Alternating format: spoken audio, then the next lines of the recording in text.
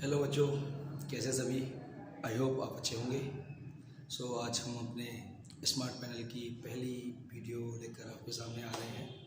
Class 12th, जी हाँ, NCERT का हमारा सिलेबस है। चैप्टर का नाम है रिप्रोडक्शन। आज हम डिस्कस करने वाले रिप्रोडक्शन के बारे में। देखिए, रिप्रोडक्शन के बारे में हम बहुत सारी चीज़ें जानते हैं, पर एक प्रॉपर तरीके से हम इसको कैसे पढ़ेंगे, how to we create our marks, हम अपने मार्क्स को क्रिएट कैसे करेंगे, इसके लिए हम आज अपना टॉपिक क्लियर करेंगे। यहाँ पर वन शॉर्ट कोर्स का वन शॉर्ट टॉपिक रहेगा हमारा। तो चलिए स्टार्ट करते हैं। बेटे, टॉपिक का नाम है रिप्रोडक्शन। रिप्रोडक्शन के टू मीन्स होते हैं, टू वर्ड्स होते हैं, री प्लस प्रोडक्शन। री का मीन्स होता है अगेन, एंड प्रोडक्शन का मतलब होता है प्रोड्यूस होना, फॉर्मेशन होना। संसार में बहुत सारे ऑर्गेनिज्म हैं। होल वर्ल्ड में there are lots of organism, they reproduce their kinds. तो प्लांट्स के लिए रिप्रोडक्शन करता है बेटा। एनिमल के लिए कर रखा बेटा उसने। ह्यूमन बींग्स अपने जैसे और उनको रिप्रोड्यूस करते हैं। तो ये एक प्रोसीजर है लाइफ का। जिसने बॉर्न किया है उसकी डेथ कन्फर्म है। रिप्रोडक्शन क्यों करते हैं? जिससे उसका कंटिन्यूस रेस चलता रहे, कंटिन्यूस की स्पीसीज ग्रो करती रहे। तो अब हम पढ़ने वाले हमारा टॉपिक रिप्रोडक्शंस। पूरी वीडियो अंत तक देखिएगा और कमेंट बॉक्स में बताइएगा कि आपको कैसा लग रहा है इसमें। तो स्टार्ट करते हैं। श्री गणेश नमा करते हैं। हमारा स्मार्ट पैनल का पहला क्वेश्चन, टॉपिक का नाम होता है रिप्रोडक्शंस। क्या है हमारा? रिप्रोडक्शन। रिप्रोडक्शन का मीन्स होता है री प्लस प्रोडक्शन। री माने अगेन, प्रोडक्शन मीन्स फॉर्मेशन। यहाँ पर हम इसको स्टार्ट करेंगे। री का मतलब होता है फिर से। री माने बेटा होता है अगेन। प्रोडक्शन मीन्स होता है बेटा formation. Those organism reproduce their own kinds, that is called reproduction. जो जीव अपने जैसे नए जीवों को जन्म देते हैं उससे हम क्या कहते हैं बेटा? प्रजनन कहते हैं। ठीक है ना? अपने ऐसे जीवों को क्या देते हैं? प्रजनन देते हैं। तो हमने यहाँ पे लिखा हुआ है डेफिनेशन बेटा रिप्रोडक्शन का, थोड़ा सा आप ध्यान दीजिएगा। Reproduction is a process in which organism produce young.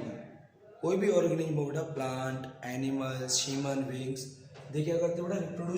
Produce करते हैं यंग वंस माने ऑफ स्प्रिंग्स को। उसे बोलते हैं बेटा सिमिलर सिस्टम, जो कि फिजियोलॉजिकली जेनेटिकली क्या होते हैं बेटा? सिमिलर होते हैं। उसे हम क्या बोलते हैं बेटा? रिप्रोडक्शन बोलते हैं। अगर कोई आपसे पूछता है व्हाट इज रिप्रोडक्शन, तो हमें सिंपल सा फिनोमेना बताना है। री means again, production means formation. New organism का किससे? उसके पेरेंट से, पेरेंट सेल से। यहाँ मिलेंगे reproduction is a process in which an organism produce young one or offspring is called reproduction. Offspring may be similar at itself. It is called first question. This is called reproduction. ये हमारा बेटा क्या हो गया? Brain का पहला question हो गया। ठीक है? जो जीव अपने ऐसे नए जीवों को जन्म देते हैं उसको हम क्या कहते हैं बेटा? रिप्रोडक्शन कहते हैं। ओके, आगे बढ़ते बेटा। सी में हम the period from birth to natural death. एक टाइम होता है बेटा ऑर्गेनिज्म का, जिसमें उसका बॉर्न होता है, उसकी स्टेजेज होती हैं, एंड देन वो क्या करता है बेटा? यंग स्टेज में जाता है, एडल्ट होता है, एंड देन वो ओल्ड स्टेज में जाता है, एंड लास्ट में उसकी डेथ हो जाती है। ये एक लाइफ साइकिल है बेटा। ठीक है? तो हमने यहाँ पे लिखा हुआ the period from birth to natural death of an organism is called life span. Question आता है वाई वी आर रिप्रोड्यूस। हम रिप्रोडक्शन क्यों कर रहे हैं, क्यों करते हैं? रीजन उसका क्या है बेटा हमारे पास रिप्रोडक्शन करने का? कि बेटा जिसने भी जन्म लिया है उसकी डेथ कंफर्म है। एक सर्टेन पीरियड के बाद उसकी डेथ होना कंफर्म है। अभी वो अपने आप को रीअरेंज कैसे करेगा, रिप्रोड्यूस कैसे करेगा? देखो बेटा, ऑर्गेनिज्म अपने आप को दोबारा तो बना नहीं सकता, बट वो अपने जैसा बना सकता है। इसको बोलते हैं अपन रिप्रोडक्शन। अपने जैसा कैसे बनाएगा? तो उसके लिए हमें पढ़ना पड़ता है लाइफ स्पैन। अगला क्वेश्चन हमारा था लाइफ स्पैन। एक टाइम, पर्टिकुलर टाइम जिसमें एक ऑर्गेनिज्म बेटा अपने आप को सर्वाइव करता है। Where is plants, animals, human beings, कोई भी इसमें इंक्लूड हो सकता है। ठीक है ना? तो हमारे पास आ गया व्हाट इज लाइफ स्पैन। तो अपन ने सिंपल सा बोला बेटा द पीरियड। पीरियड का मतलब होता है बेटा टाइम, पीरियड। कहाँ तक का टाइम बेटा, वर्थ टू नेचुरल डेथ। अब यहाँ पर एक वर्ड यूज कर रखा है हमने बेटा, नेचुरल डेथ। क्या होता है भाई नेचुरल डेथ? बेटा नेचुरल डेथ मीन्स होता है कि अगर कोई ऑर्गेनिज्म की डेथ जो है ना बेटा, वो नेचुरली उसकी ओल्ड स्टेज में होती है बेटा, है ना, जिसे बोलते हैं जेरोंटोलॉजी फॉर्म में अगर उसकी डेथ होती है, जिसको कोई एक्सीडेंट से थ्रू उसकी डेथ ना हो बेटा, है ना, और कोई डिसीज से उसकी डेथ ना हो, तो जितने भी ऑर्गेनिज्म है बेटा सारे के सारे नेचुरली क्या होते हैं बेटा, लास्ट में डेथ को कंप्लीट करते हैं, उनकी डेथ होती है, ठीक है ना। तो बर्थ से लेकर नेचुरल डेथ तक का जो टाइम पीरियड होता है बेटा, उसको हम क्या बोलते हैं, उसको बोलते हैं लाइफ स्पैन। ओके, ये सभी के लिए होता है।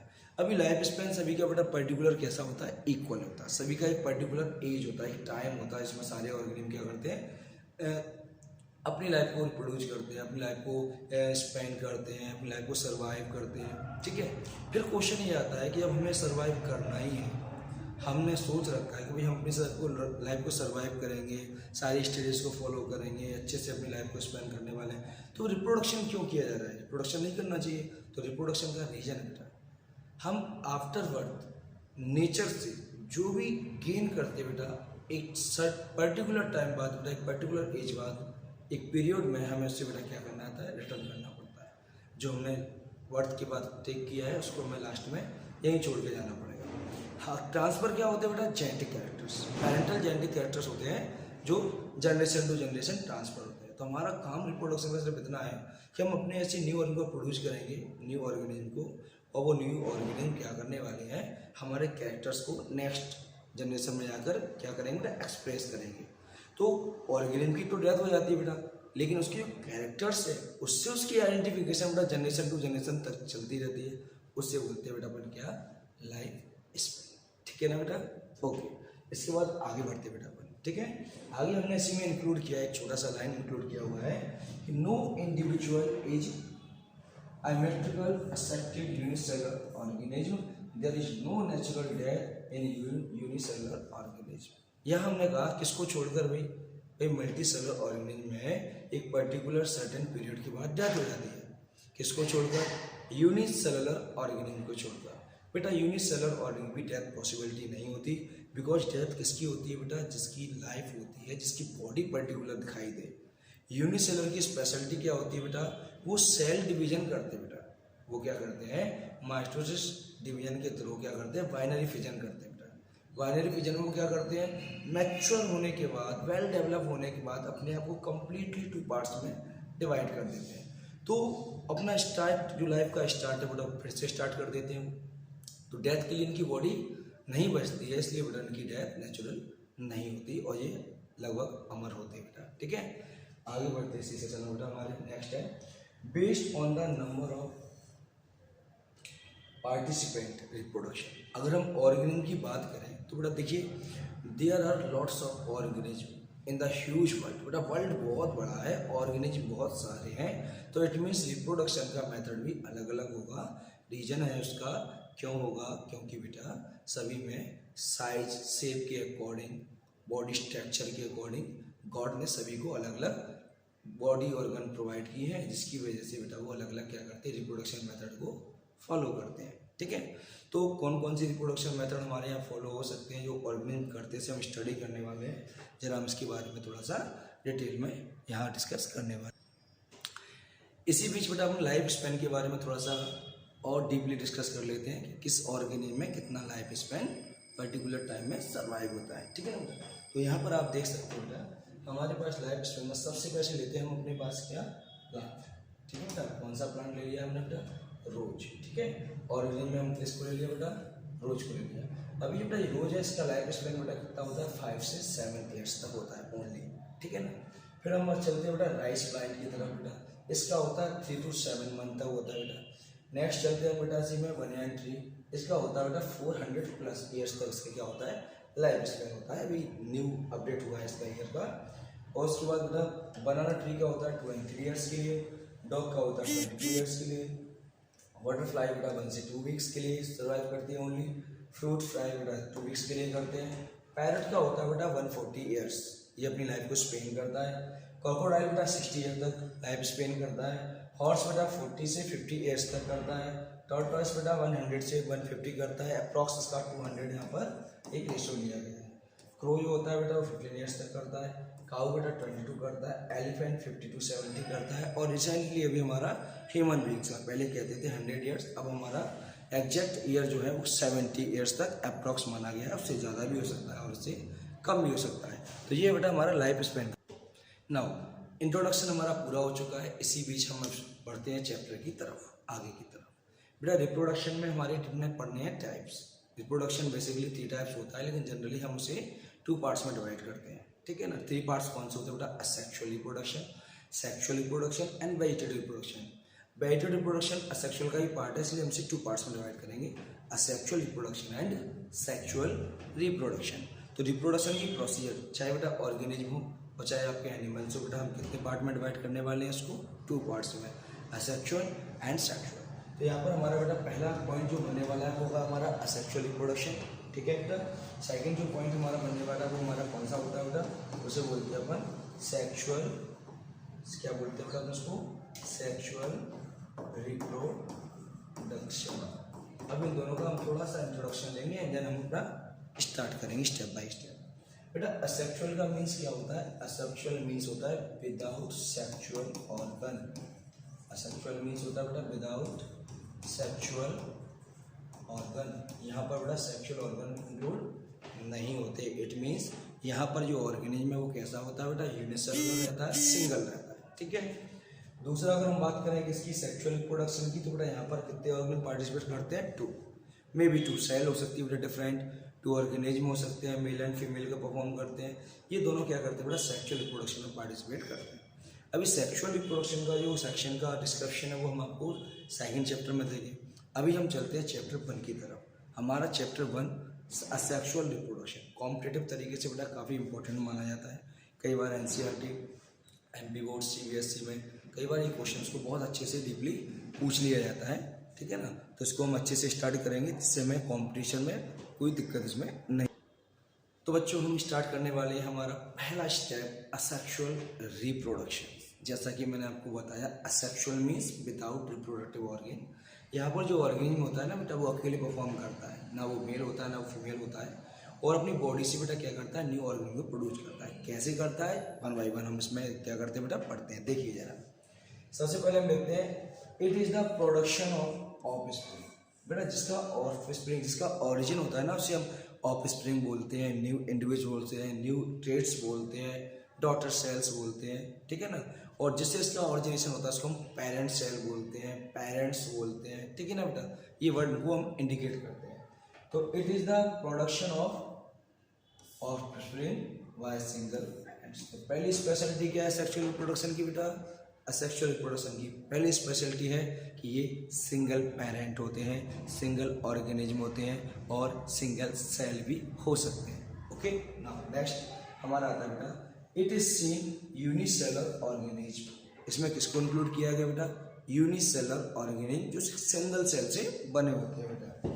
फिर आता है हमारा simple plants and animal, including plants, lower plants and including lower animals हमने इसमें इंक्लूड कर रखे हैं बेटा, ठीक है ना। ठीक है, आगे देखिए, the offspring are identical one another and their parents. इसमें जो ऑफस्प्रिंग प्रोड्यूस होने वाली है, न्यू सेल जो इसमें प्रोडक्शन करने वाली है बेटा, वो जेनेटिकली कैसी होती है बेटा, सिमिलर होती है अपने पेरेंट से। यूनिपेरेंटल ऑर्गेनिज्म से क्या होती है बेटा, सिमिलर होती है, ठीक है ना। आगे बढ़ते अपन, सच मॉर्फोलॉजिकली एंड जेनेटिकली। और अगर कोई if any organism similar morphologically and genetically for their parental cell, it is called clone. बेटा उसे हम क्या बोलते हैं, क्लोन।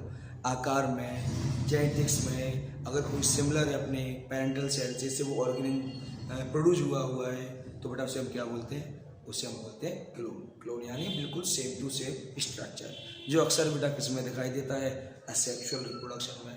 बिल्कुल भी स्ट्रेस नहीं लेना बेटा, बिल्कुल भी दिमाग नहीं लगाना कि कितना है, कितना लंबा चौड़ा जाएगा, बड़ा ही ईजी सिंपल है। आप स्टेप बाय स्टेप को समझिए, अपने वर्ड्स का यूज करिए बेटा, आपको बहुत अच्छे से कॉम्प्रिहेंसिव एंड आपके एकेडमिक की तैयारी इतनी शानदार तरीके से कराने वाले हैं कि आप लोगों को बड़ा मजा आने वाला है। आप उसको कंटिन्यूस देखते जाइएगा। तो बेटा इंडिविजुअल्स को हम क्या बोलते हैं बेटा, क्लोन। अगर हम इसमें आते हैं बेटा सेक्सुअल रिप्रोडक्शन में, तो उसकी भी कई टाइप्स होते हैं। यहाँ पे आपको थोड़े से टाइप्स हम आपको दिखा देते हैं बेटा। तो ये हमारा टाइप्स ऑफ असेक्सुअल रिप्रोडक्शन, जिसमें सबसे पहले आता है हमारे पास क्या, फिजन, फिर आता है बेटा बडिंग, एंड देन आता है वेजिटेटिव प्रोपेगेशन। मैंने आपसे कहा था वेजिटेटिव प्रोपेगेशन का असेक्सुअल का ही पार्ट है, इसलिए हमने इसको अलग से सेपरेटली इंक्लूड नहीं किया हुआ है, हमने इसको अंडर असेक्सुअल रिप्रोडक्शन रखा हुआ है। बेटा फिजन में क्या होता है, डिवाइड होना, ठीक है ना। बर्डिंग में क्या होता है, आउटग्रोथ से फॉर्मेट होना। और वेजिटेटिव प्रोपेगेशन में क्या होता है, एक पर्टिकुलर ऑर्गेनिज्म होता है बेटा, उसका हम किसी एक पर्टिकुलर पार्ट्स ले लें, लाइक प्लांट्स हैं, लीव्स है, स्टेम है, इसकी सेल्स को हम डिटैच करके इसे कल्चर्ड मीडियम में ग्रो कराएंगे तो उससे न्यू फॉर्मेशन होगा और नंबर ऑफ कंडीशंस में, काउंटिंग में, तो बेटा हमारा क्या होता है, वो वेजिटेटिव कंडीशन होता है, ठीक है। अगर हम आगे बढ़ते हैं, पिजन के टू टाइप्स होते हैं, binary and multi. Binary means two parts, one cell divide two parts, and multi means one cell divide multiple parts, ठीक है बेटा।